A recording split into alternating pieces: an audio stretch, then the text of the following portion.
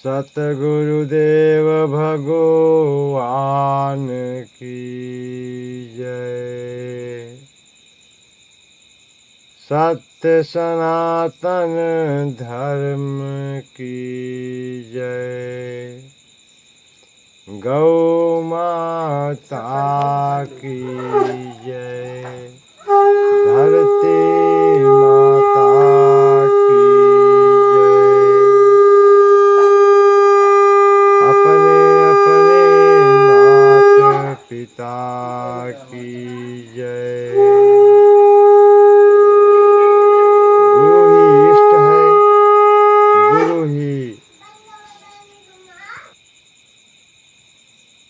गुरु ही इष्ट है। इष्ट ही गुरु है।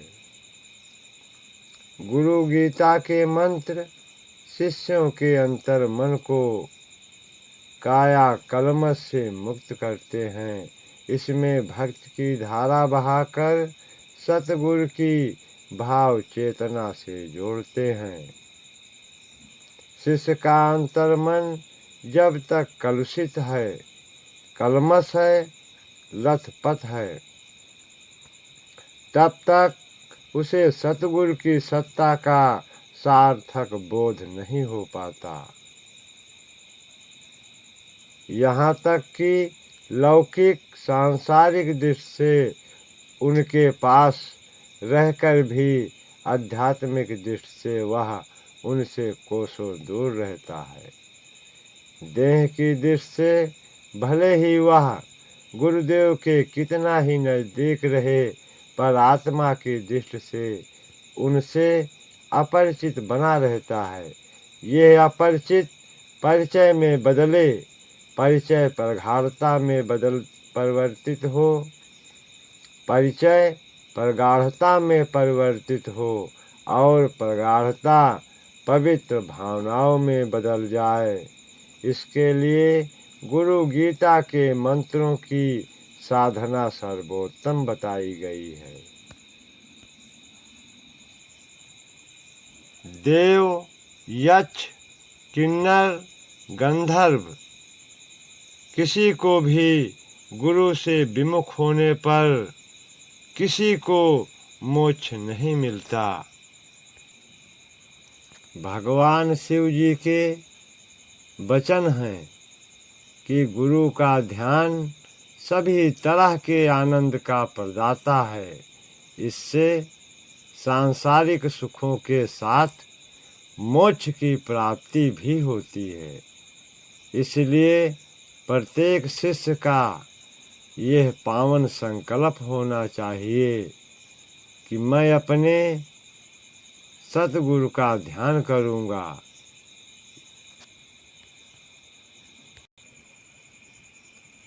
ये सतगुरुदेव ब्रह्मांड का परम सुख देने वाले, द्वंद्वातीत एवं सभी भावों से परे हैं। ये प्रभु नित्य, शुद्ध, निराभास, निराकार एवं माया से परे हैं। उन्हें मेरा नित्य नमन है। अपने इस प्रकार कृपालु सतगुरु को किस भांति ध्याएं, किस तरह उनकी धारणा करें, इस साधना विधान को स्पष्ट करते हुए भगवान सदाशिव माता पार्वती से कहते हैं। हृदयाम्बुजे कर्णिका मध्य संसथे सिंहासने संस्थित दिव्यमूर्तिम् ध्यायेद् गुरुं चन्द्रकलाप्रकाशम् चित्पुस्तकाभीष्टवरं दधायनम् श्वेताम्बरं श्वेतविलेपपुष्पम् मुक्तां विभूषममुदितमतिनेत्रम् वामाकपीठे स्थितदिव्यशक्तिम् मन्दयिषमतं सान्द्रकृपानिधानम्।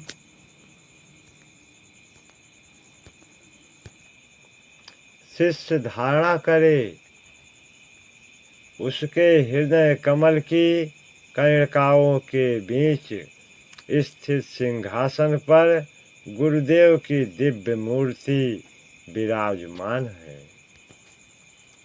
इस दिव्य मूर्ति से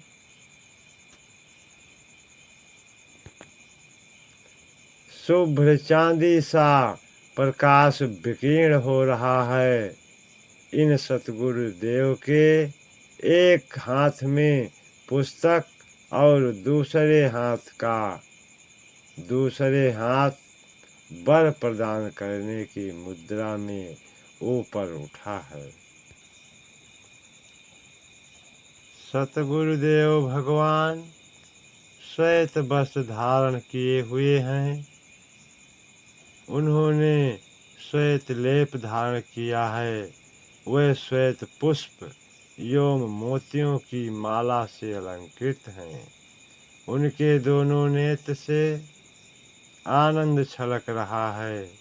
उनके वाम भाग में उनकी लीला सहचरी दिव्य शक्ति माँ विद्यमान है। ऐसी मधुर मधुमय मुस्कान बिखेरने वाले गुरुदेव का ध्यान करना चाहिए। अचिंत्य अव्यक्त रूपाय निर्गुणाय गुणात्मने समस्त जगताधार मूर्तये ब्रह्मणे नमः। अपूर्वं परम नित्यं स्वयं ज्योतिनिरामयम् बिरजं परमाकाशं धुरवानन्दमव्ययम्।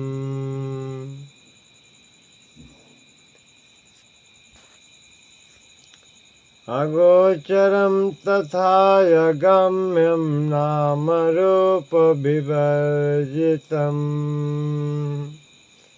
निःशब्दतु बीजानीयत स्वभावाद् ब्रह्म पार्वती। गुरु शिवो गुरुर्देवो गुरुर्बन्धु शरीराम् गुरुरात्मा गुरुर्जीवो गुरुरन्येन न विद्यते। ॐ नमो देवदेवेश परात्पर जगद्गुरु त्वां नमस्कुरुते भगतया सुरासुरनरा सदा। संसारवृक्षमारूढा पतन्ति यो नरकार्णवे तस्यानुद्धरते सर्वान् तस्मै श्री गुरुवे नमः। गुरुर्ब्रह्मा गुरुर्विष्णु गुरुर्देवो महेश्वरा। गुरु साक्षात् परब्रह्म तस्मै श्री गुरुवे नमः। अखण्डमण्डलाकारं व्याप्तं येन सचराचरम् तत्पदम दर्शितम येन तस्मै श्री गुरुवे नमः। ब्रह्मानंदम परम सुखदम केवलम ज्ञान मूर्ति द्वंद्वातीतम गगन सदृशम तत्त्वमस्यादिलक्ष्यम्